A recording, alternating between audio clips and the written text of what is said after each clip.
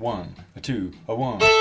It's time for the Better Horses radio show. So let's saddle up and ride as we explore the Western way of life, horses and cows, family and friends, a relationship with the land, and a relationship with God. It's all here on Better Horses Radio. Now let's hit the trails with the Better Horses team. Hello, everyone, and welcome to Better Horses. We are so glad you joined us, and coming to you from the heart of the Midwest in Kansas City, Missouri, welcome to Better Horses Radio. I'm Ed Adams, and we're proud to be quarterbacking this week's lineup of guests. And I got to tell you, it's going to be a really great show. I want to let everybody know my co-host, Merle Arbo, is going to be coming to us from the Illinois State Fairgrounds in Springfield, Illinois, from the Palomino Horse Breeders Association. He's going to be reporting at the World Championship Show. So we're excited about that. And coming up, Amanda Held, CEO and founder executive of director of HOOVES, which is a sanctuary of healing center for humans and horses. I'm going to be excited about that. And Chris Redden, president of the UHCA Ultimate Horseman Challenge. But first, before we get started, let's turn it over to Better Cattle with our own Mark Oppold. Mark? Well, Ed, thank you very much. This is already shaping up to be a very interesting week in the cattle and the feeder cattle trade. I want to share some thoughts that I read recently from Chris Swift, owner of Swift Trading. He appears, your viewers and listeners may have seen him, he appears on RFD TV's Market Day Report on a regular basis. He wrote this recently, and I'm going to quote a lot of his thoughts here because it kind of makes sense of what this market is dealing with. He says, no doubt the roaring feeder cattle futures market loaded with premiums is troublesome to the cattle feeder, and the inability to buy cattle cheaper anywhere is weighing on aspects of doing any hedging. The buying, he says, right now solely on the shoulders of the cattle feeder, now paying top prices when no one else will. He says bid high and bid often apparently is the battle cry in the country right now. Cattle feeders, he says, seem to be clamoring over themselves to own the highest priced inventory in history. And he says, I recommend that if you're one of those buying cattle to place on feed, that you own at-the-money put options. And again, said this is a sales solicitation. He said, due to the need for every penny available, he says, I don't recommend selling futures or call options. And this is an interesting statement here, Ed. He says, I'm about as much as a loss in this market as I have been for a long time, paying top price for incoming inventory at a significant positive basis in the fat futures leaves a wide gap to be filled. And you think that gap likely will be filled. We're seeing already some of that turmoil here, box beef prices believing to have topped in here right now. So we're looking at these numbers. August live cattle, we think if we move lower from here, and likely a good chance that they will, holding lows from mid-June to be a major area to watch. That would be now 177, and if not then, 172. That would be next from mid-May.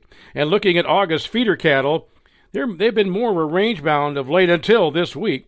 But you look at that, recent lows, we go back to early June and watching that 250.80 level, an area to watch.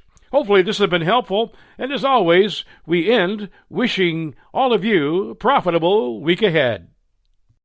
And thanks, Mark. We appreciate everything you're doing for Better Horses. I want to switch it over now to Better Horses Tip of the Day with professional horse trainer Carrie Coon reporting to us from Medicine Lodge, Kansas. Carrie?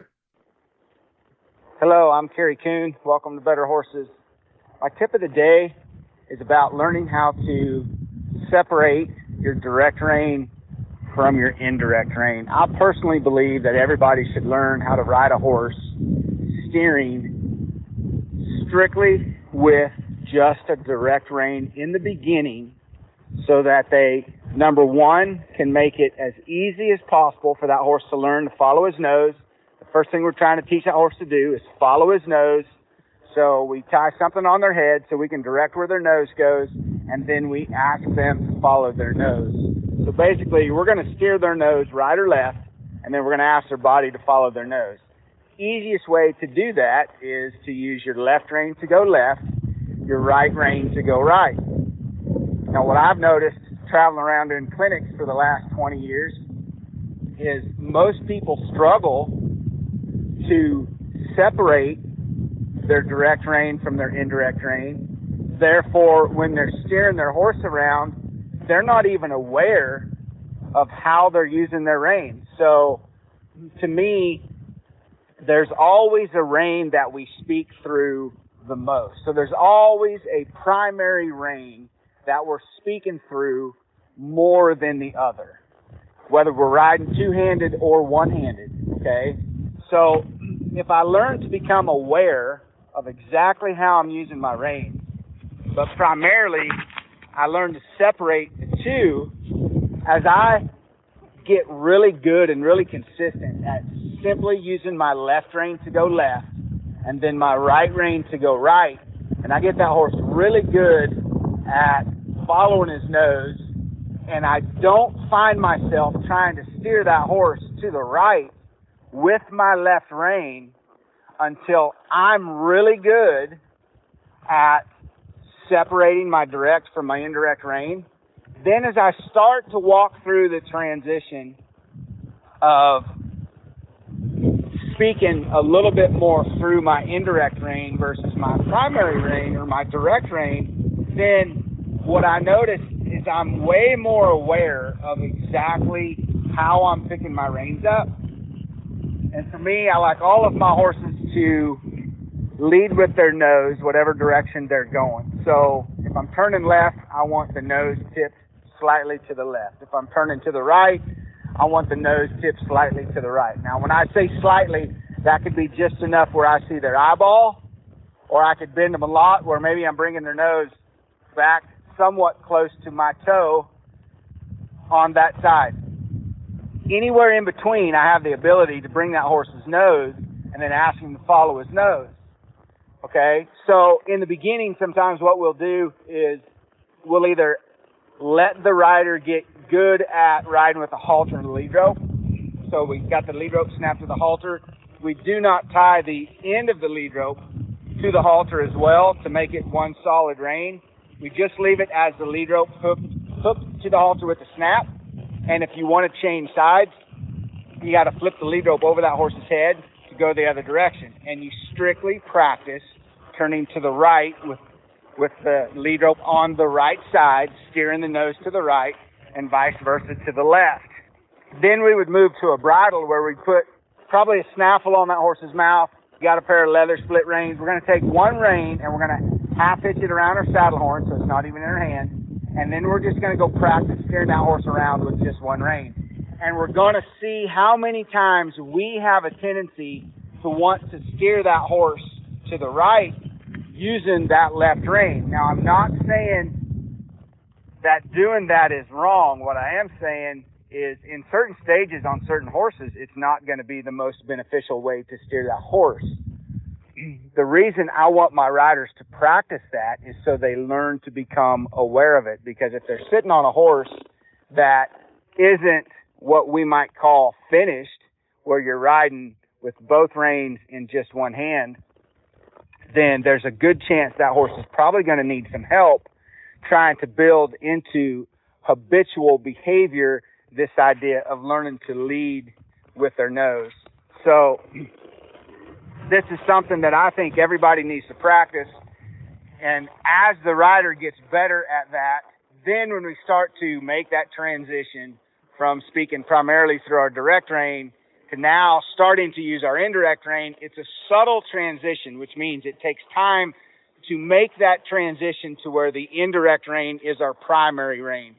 But the absolute best way to start that is just take one rein away, half hitch it over your saddle horn if you've got a bridle on, or if you want to put a halter and lead rope on with just your lead rope where you got to flip it over the head to change directions, and just go get really good at learning how to steer that horse around with just a direct rein, and see if you can keep yourself from trying to use that rein as your indirect rein so that you get really consistent at that before you put two reins back in your hand. And you can hear and see more of Kerry Coon at kerrycoon.com. Okay, we're going to be back with more Better Horses, exciting interviews coming up. Stay with us. We'll be right back right after these messages. Get quality you can stand on. Hoof Grip is the proprietary formula that provides shock absorption for your animals with no ice buildup, slipping, cracking, or sogginess, making it the safest, most comfortable, and maintenance-free flooring on the market. Hoof Grip installs quickly and easily over existing surfaces, is easy to clean, and withstands extreme heat or cold. From vet offices to barns, wash racks to trailers and more. Visit hoofgrip.com to find a dealer in your area today. We're here for the hardworking, the resilient. We're for the people who measure their days by what needs to get done, not by hours. Where kids learn responsibility at a young age and generations work side by side. Where work doesn't pause for holidays or bad weather. It just gets harder. Where value and hard work means more than the clothes you wear. We're Kleinschmidt's Western Store, Higginsville, Missouri. Routine dental examination and treatments are essential for high-quality horse care. To prevent potential problems, a horse's mouth should be examined at least once a year. I'm Dr. Chris Blevins, Equine Field Service Veterinarian at Kansas State University Veterinary Health Center. We can examine the mouth and provide a treatment plan to meet the needs of each client and their horse. Visit us at ksvhc.org, the Veterinary Health Center, to discover, to teach, to heal.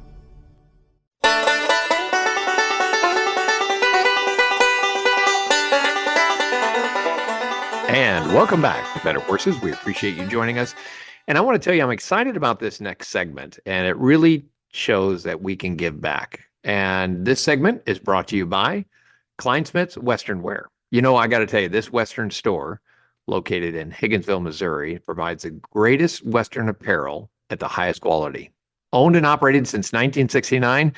Check them out at all their collections and everything they can do for you and their store. It's kleinboot.com, KLEINBOOT.com. And as I promised in the beginning of the show, I am introducing the CEO and founder of the executive director of HOOVES. And HOOVES is a sanctuary and healing center for humans and horses. And I'm very excited about this because this lady, Amanda Held, is the founder and CEO. She's also a practitioner, a healing facilitator, published author, and is a senior master sergeant at the Air Force. And welcome to Better Horses, Amanda Held. Amanda, thank you for joining us. Hi, Ed. Thank you so much for having me today. You know, I could go on for a very long time about your very extensive resume that you had, not only talking about the military and everything you've accomplished there, but actually taking on this nonprofit organization that's really just healing for veterans with equine services. How did you get started with this? Well, to make an incredibly long story very short, I always like to say I believe that this work found me from a very young age. Born to city parents, I just developed an affinity for horses. And fortunately, they fostered that. I always say my riding lessons when I was 4 years old was my gateway drug into horses. I know all the horse people can relate to that. And so I grew up just showing, having horses, things like that. And when I was 18, I got inspired to join the Air Force. And so I left behind my love of horses to go into active duty and serve in the military. But I was actually stationed on the Air Force Academy in 2003. And I was able to rekindle my passion for horses when I adopted a wild Mustang and learned how to gentle her. And I always say, you know, I believe God always knows when we need something in our life, and he does a very good job of delivering that. And in my transition out of the military, out of active duty, I didn't handle it well. And Shelby, my Mustang, came into my life at just the right time, and I do believe she was my saving grace. But as I just learned from some older horsemen how to train her, I noticed that I was showing up differently in my life. And I had reached a point with my mental health where the doctors had actually told me that there was nothing they could do for me, and had labeled me treatment resistant with my mental health. And I just felt like I was such a good person and I cared so much and I had accomplished a lot in my military career. I couldn't just sit back and be non-functioning. And Shelby was a huge part of that for me. So as I learned how to gentle and train her, I started to have more confidence. I started to communicate better. I started to show up differently in my life. And it was so impactful for me that I actually achieved more healing than the doctors ever said that I would. And when I got to that place, I thought, how many veterans transition out of the military and they're told the same thing that I was told? There's nothing we can do for you. Take these pills. This is all you're going to get. And so I really, at that point, I like to say I turned my mess into my message and decided to help others that were struggling or had struggled just like I had struggled. You know, you had decades of studying horses, and then you spent decades of human behavior. You're very well educated, earned a place in the 2022 Success Magazine's It's 125th People of Influence. So with all of that, you've empowered veterans and equestrians together for mental health. But my question is, from a non-military guy who spent all their times in the agricultural horse world, do we not take a really good appreciation of what horses do for humans? And how did you put all that together? Well, I think if you have horses, you know something, or if you've spent a lot of time with horses, you know something that people who have not spent a lot of time with horses know. I don't believe that this work is just valuable to veterans. I think it's valuable to anybody that has the opportunity to spend any amount of time with a horse. But I think for me, you know, I don't want to say how many years ago because then I'll date myself. But when I realized that I had done something miraculous that was out of the norm, and I decided I wanted to give back to people, I had actually thought for a brief period of time that I had come up with something on my own. And there was a small amount of time before I started HOOVES where I just kind of coined myself as a relationship counselor between horses and their owner. But I had learned these different things from my experience in gentling wild horses, and I seemed to be attracting a lot of women who were like high-powered executives, and maybe when they were kids, they always wanted horses. They never had the opportunity to have a horse, but now they've got the money and the time, and they go out and buy these horses. But what happens is the horses start to overpower them, because I like to say horses will reflect the life inside of the human. And that's not just true in the therapeutic setting. If you've owned a horse, you know horses respond to what's going on inside of us. They're very sensitive. So I was just taking these series of groundwork exercises that I had put together, and these women were coming out with their horses that were behavioral, and I would show them this kind of, I call it now the pyramid for connection. And they were doing that, and they were getting results with their horses. But then they were coming back and saying, oh my gosh, I'm handling my marriage better. I'm handling my kids better. I'm handling my employees better. So it is not specific to veterans. I think when you learn how to show up, and maybe, you know, Ed, you can speak to this. I'm sure you've experienced it if you've ever trained a horse. You know, how we show up plays such a part in how the horses respond to us. And it really gives us a lot of feedback if we're effective in our life. And in the documentary we just did, one of the participants said, it's like one of my favorite lines in the film is, if a horse can see this in me, I'm pretty sure every human who knows me can see it too. So I think that's the magic.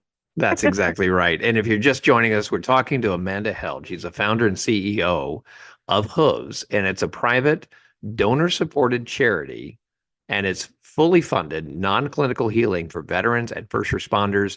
And to your point, Amanda, anybody that needs this as non-stressful. Can you tell us what HOOVES stand for? Absolutely. Well, being that we were going to launch a military program, it had to have an acronym. So HOOVES stands for Healing of Our Veterans Equine Services. There you go, H-O-O-V-E-S. You can check out their website at hooves.us. Actually, that's military supported. That's nice. And for how things going as far as that, Amanda, if they wanted to donate or if they wanted to get a hold of you, what's the best way to contact you?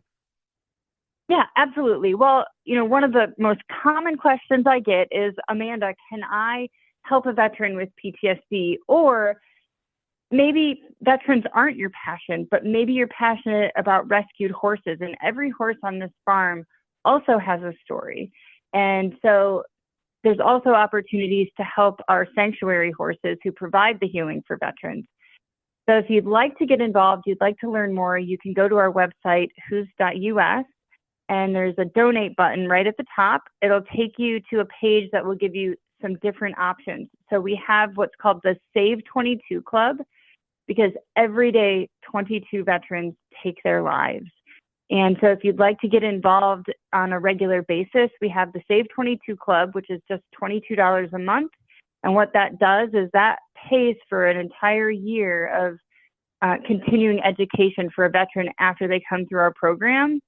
Or if you're passionate about rescued horses, we have a monthly gift it costs us $300 a month to feed and care for our animals. So you could sponsor a horse for a month or a year. And then we have the option to pay for the whole 1-year program for a veteran to include their 5 days on site, and that's $5,000. So there's lots of different ways to get involved. And Amanda, I also want to mention that you are going around the country and creating these environments for multiple different places, where supportive environments for where veterans can find healing, camaraderie, and just a renewed sense of purpose. Yes, absolutely. One of the things that we've realized is the need at the moment is far, far greater than what we can actually support. So we have partnered with some other farms across the country to be able to host our healing intensive program there. And it's become so popular. We're seeing an influx of people that want to help, that at the end of this season, we're actually going to sit down and structure something. So if we have people that want to host these intensives next year, we'll actually have a program that they can apply for to be able to do that. That's perfect. Everyone, that's Amanda Held, founder and CEO of HOOVES. You can check out their website at HOOVES.us. Amanda, I want to thank you for joining us, and I really thought this was great. We got to have you back so you can keep us updated on everything going on within your environment. Absolutely. Thanks so much, Ed. It's been a pleasure. Perfect. I want everyone to stay with us. We're going to have more Better Horses Radio coming your way after we hear a word from our sponsors. We'll be right back.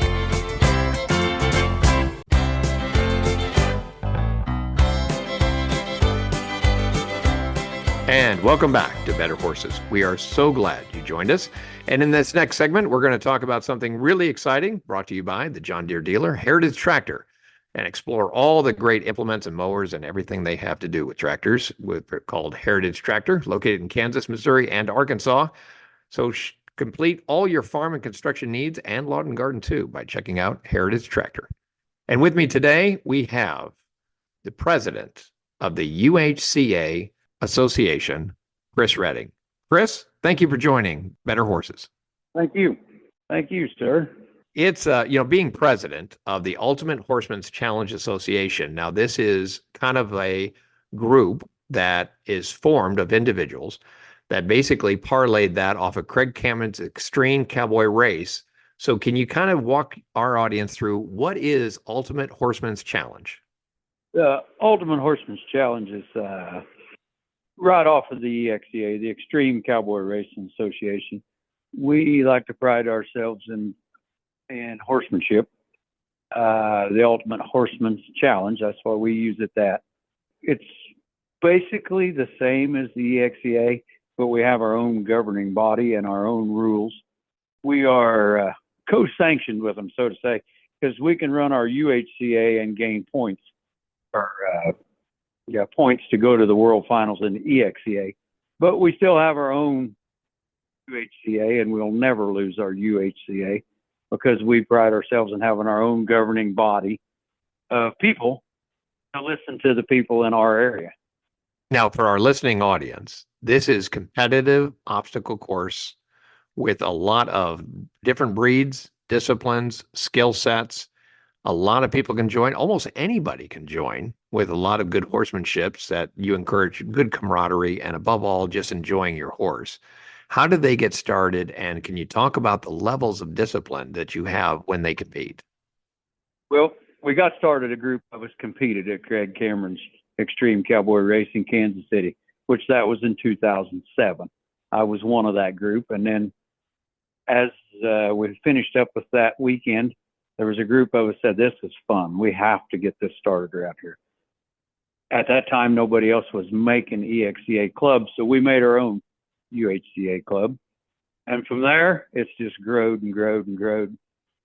As for the disciplines and different breeds of horses, any horse and rider combination can compete.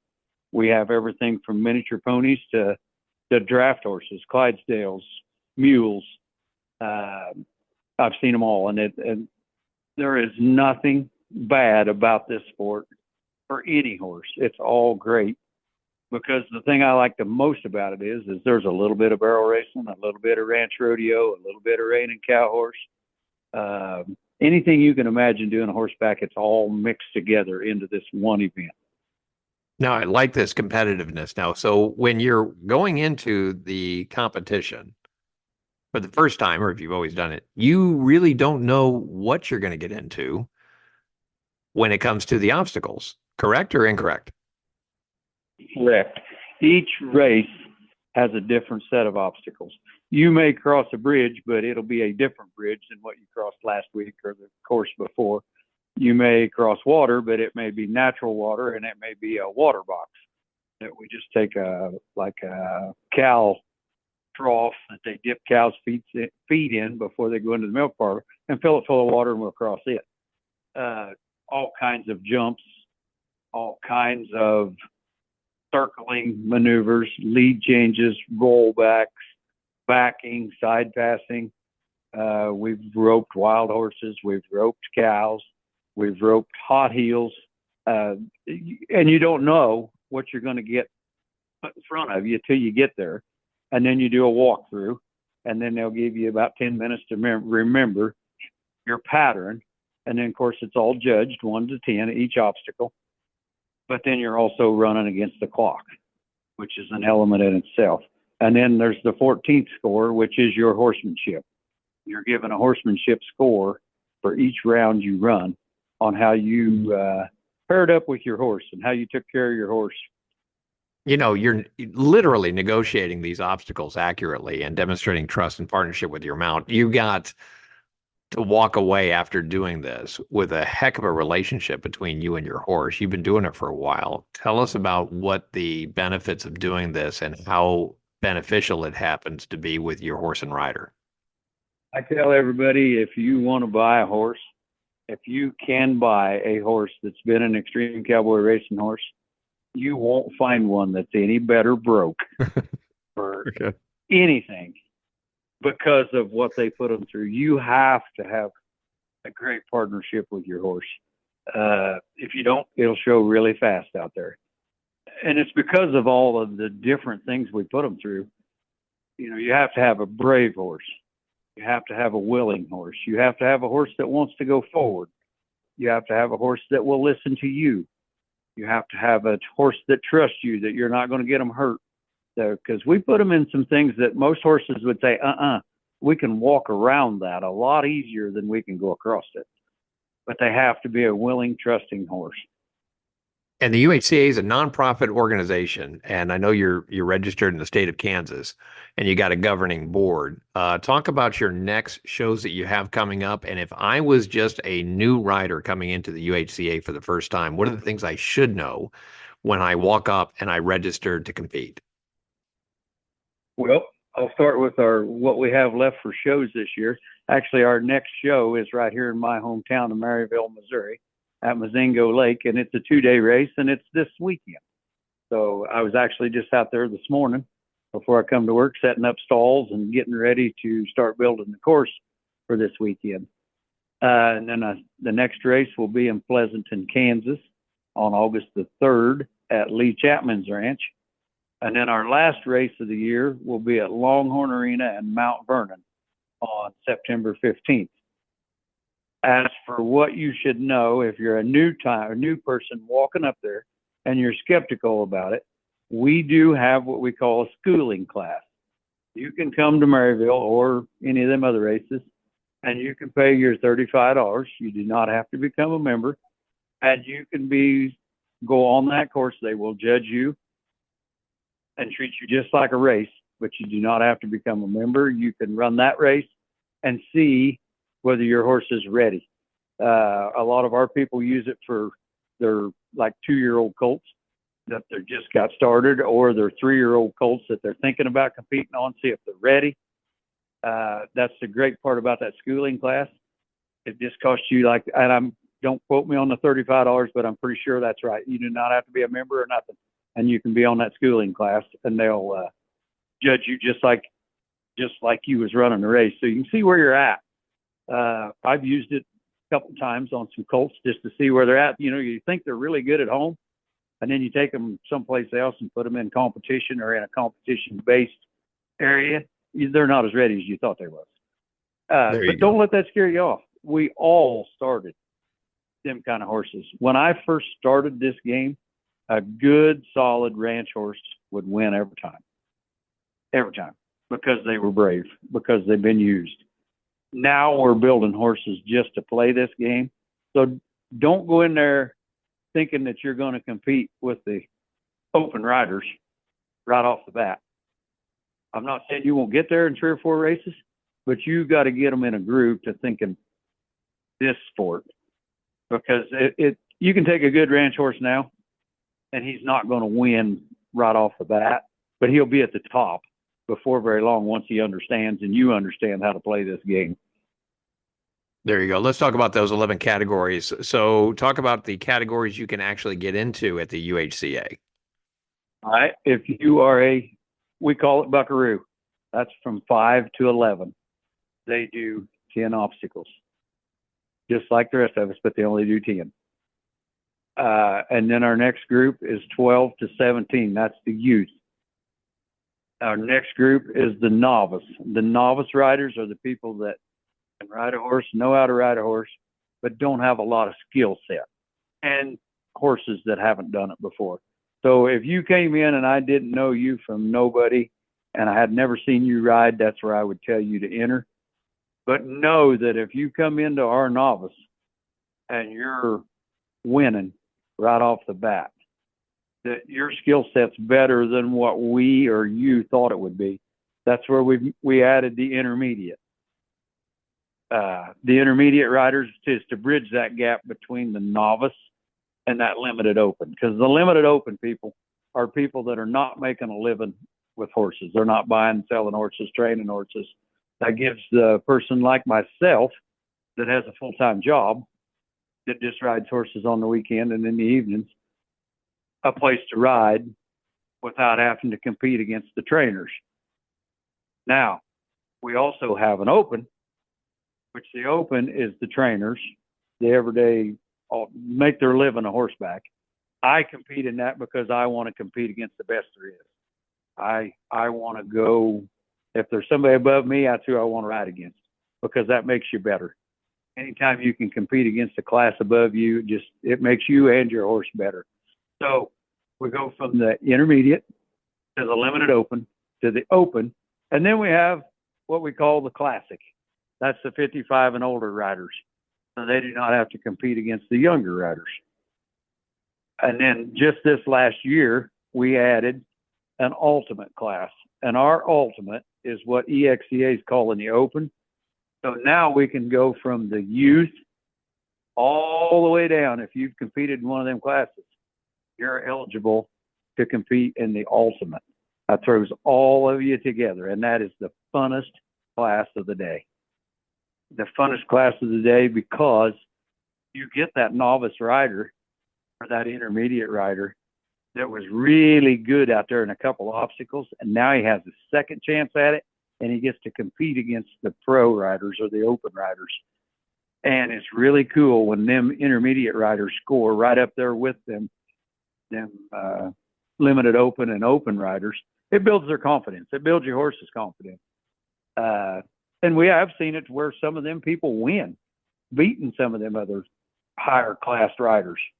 So that's new this year, and it's been our biggest class all year, just because it's a chance for you to get your horse on the course a second time.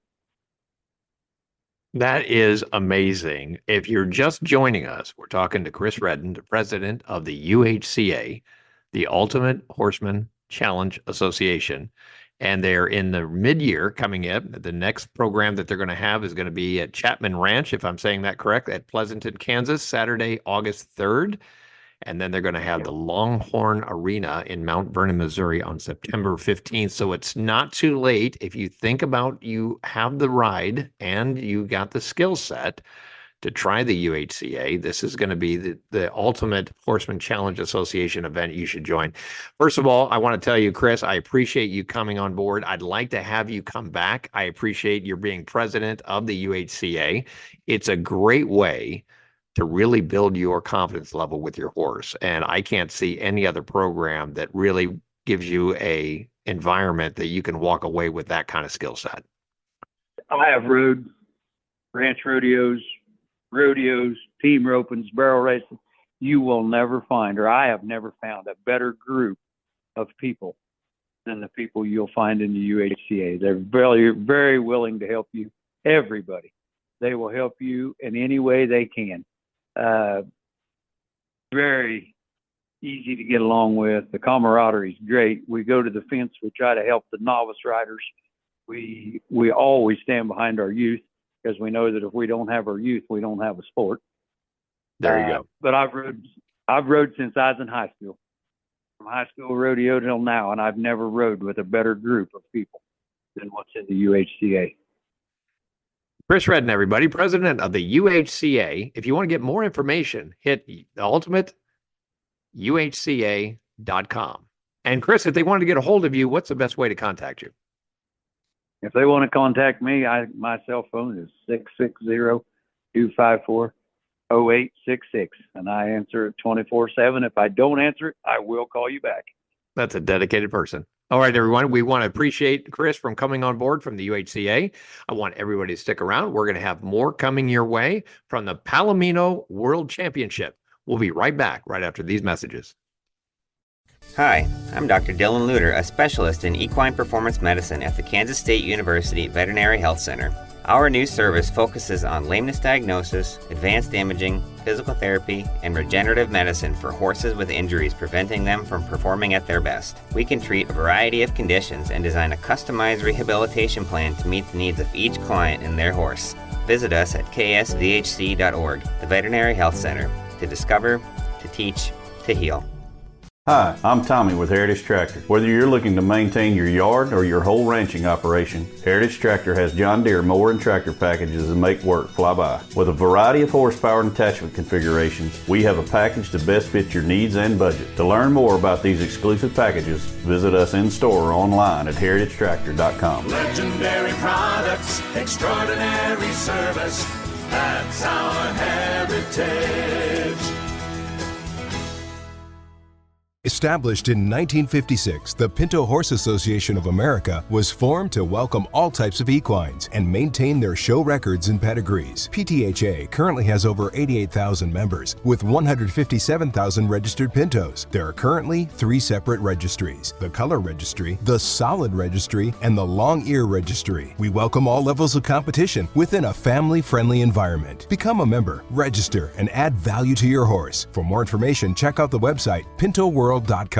Get quality you can stand on. HOOVE-Grip is the proprietary formula that provides shock absorption for your animals with no ice buildup, slipping, cracking, or sogginess, making it the safest, most comfortable, and maintenance-free flooring on the market. HOOVE-Grip installs quickly and easily over existing surfaces, is easy to clean, and withstands extreme heat or cold. From vet offices to barns, wash racks to trailers and more. Visit hoofgrip.com to find a dealer in your area today. We're here for the hardworking, the resilient. We're for the people who measure their days by what needs to get done, not by hours. Where kids learn responsibility at a young age and generations work side by side. Where work doesn't pause for holidays or bad weather. It just gets harder. Where value and hard work means more than the clothes you wear. We're Kleinschmidt's Western Store, Higginsville, Missouri.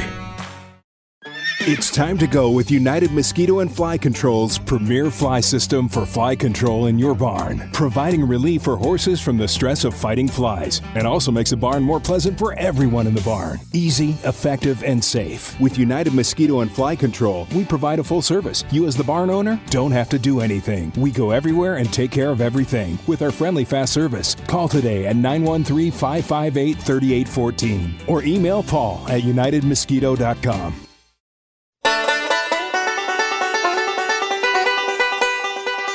Welcome back to Better Horses. I'm Merle Arbo, and I am here at the Palomino World Show in Springfield, Illinois, and I am joined by a very special guest.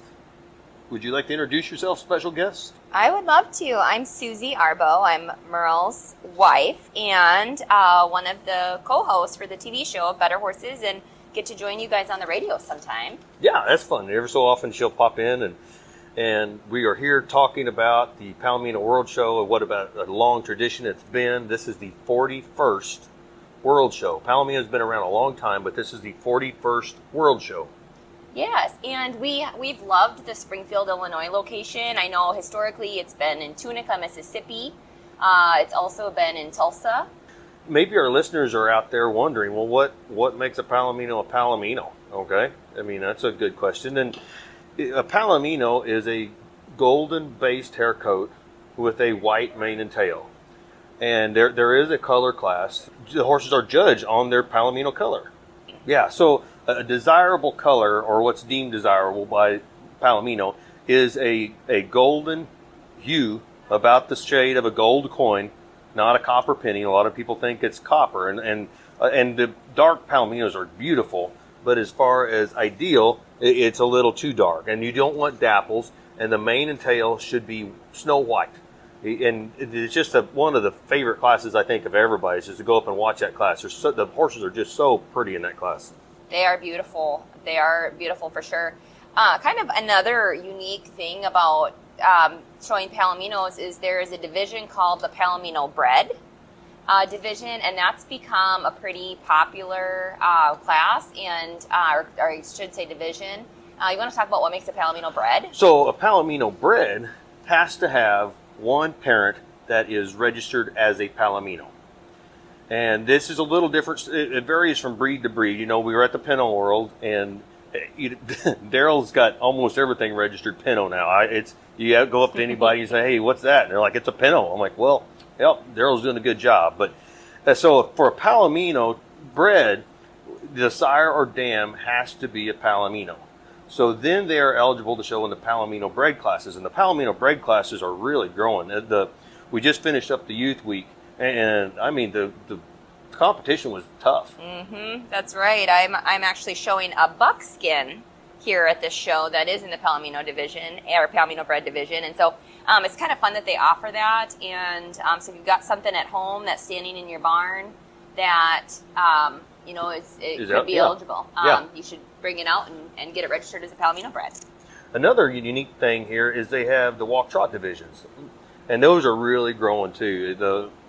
It seems like the walk-trot division is a little less intimidating to people. Your horse is really green, yeah, and that's a good way to get them trained. I know I've shown walk-trot at several different points in my life, and it's just been a really great thing. Those classes are usually pretty big too. A lot of people enjoy those. And that was kind of a cool thing on your last horse. You started in the walk-trot division, and then you went to the novice amateur, and then to the amateur, and that's you worked your way up. But I think there's maybe some kind of stigma with old school mentality, thinking, well, that's just a walk-trot class.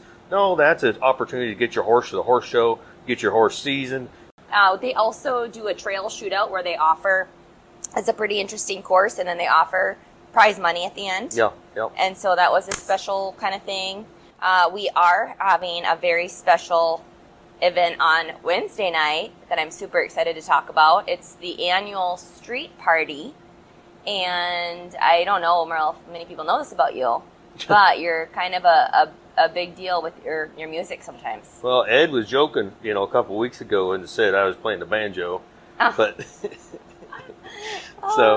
but no, that is a lot of fun. That thing all started in about 2020. That, if I remember, or no, it was 2021. It's been going on a few years now, and it's just a cool deal. They cook hamburgers, and everybody pulls out their lawn chairs in the street here, and they coerced me into getting up there and making a fool of myself and trying to fumble through a couple songs. And anyway. That's going to be going on. They're cooking up Bradshaw burgers this year. Oh, yeah. And we love the Bradshaws. They are a huge supporter of the Palominos. Terry and Tammy were here, and their granddaughter Zuri showed. Yeah. And did real well. And they're showing really this week. They helped raise a bunch of money for the youth last week. Absolutely. That was a lot of fun. They did a Chuck-a-Duck competition where people throw these little rubber ducks out and get prizes as a fundraiser for the youth. And Terry Bradshaw got out there and had some footballs, and he passed them back and forth. And signed a football, and then they auctioned it off, and then he gave 2 more to the backup bidders. I mean, he helped raise a lot of money. That was a lot of fun, and we want to thank the Bradshaws for doing that. We also have some other fun things kind of coming up. Today is Ranch. Ranch has been really big, and you know a little bit about the origins of it here at Palominos. Yeah, so many people may not realize it, but Palomino's history goes back, and they're one of the original ranch horse classes, and it's actually the class is called Ranch Horse. And they had to, and it's been diluted a little bit over the years. It was lead changes and throwing a rope and doing a pattern, running around a barrel, and that's kind of how the Ranch Horse started with the Palomino. And this was kind of like that old Donnie and Marie song. This was Ranch Horse before Ranch Horse was cool, you know? Yeah. Yep. And those classes are always, I feel like, just really popular. You know, a lot of people call in just to show in that division and whatnot. But one thing I think is cool about being at the Palomino shows, too, you know, people are friendly. They're helpful. We have several boards that kind of are serve for the Palominos. Like, for example, I'm on the amateur board. So we've got the amateur officers here. We're doing like a kind of a fun kind of auction items where we had a lot of people donate items, and we're doing that. But then we have the executive board. Sure. And so we've got several of those members all here representing the Palominos. And Gene Ray Stewart is the president this year. Yes, he's been on our show a couple times as far as for Better Horses. And you might have seen Gene Ray on the television. He did a piece for us at the Color Breed, if I remember right. Yes. Or a time or two. So it's fun to have them on there, and we just appreciate all the help. And I think the thing we hear the most about this show, the Palomino show, Palomino World Show specifically, is it's like a big family. It's small enough that almost everybody knows everybody. And if we don't know you when you show up, we'll know you by the time you leave. Mm-hmm. And I don't know how many times you see, you know, somebody will be in the warm-up pen and somebody need fly spray or a tail brush, or, you know, hey, everybody's helping each other out, and that's kind of the fun part about this show is it does feel like a family. I mean, the kids all come for the first week, and mom and dad and grandpa and grandma and the cousins, and everybody comes to watch, and that's a lot of fun. And then the open amateur week follows, and so a lot of the moms or dads too, I guess, stick around and show the following week.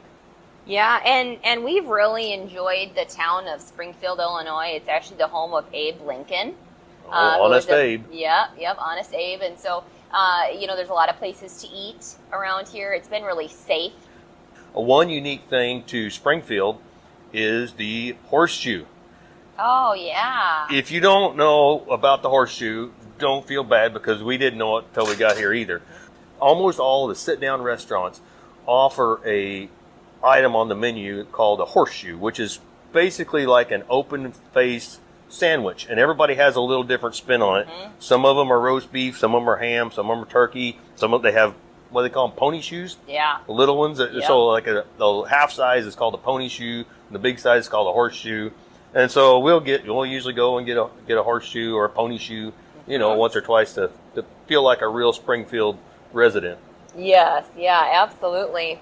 Kind of before we jump off here, if you want to check any of this out, you can go actually on YouTube to Wayne Williams and his YouTube channel, and he is airing this whole. Yeah, Wayne's live streaming it, so that's been really fun to see that. But you can also go back and view the following days if there's a specific class you want to watch. Like, go to the schedule, pull it up, be like, hey, I want to see the ranch horse class that we just talked about. And we'd like to thank Merle and Susie Arbo for reporting to us from the Illinois State Fairgrounds at the PHBA World Championship Show. There's a lot of beautiful palominos out there. Well, that wraps it up for us. We want to thank all of you for joining us. And more importantly, thank you, our radio producer, Brianna Johnson, and our TV producer, Kelly Creech. And we want all of you to be good buckaroos and buckarettes. Mind your mom and dads and be brave, but don't take any chances out there. Until next time, I'm Ed Adams. Happy trails, and always ride for the brand.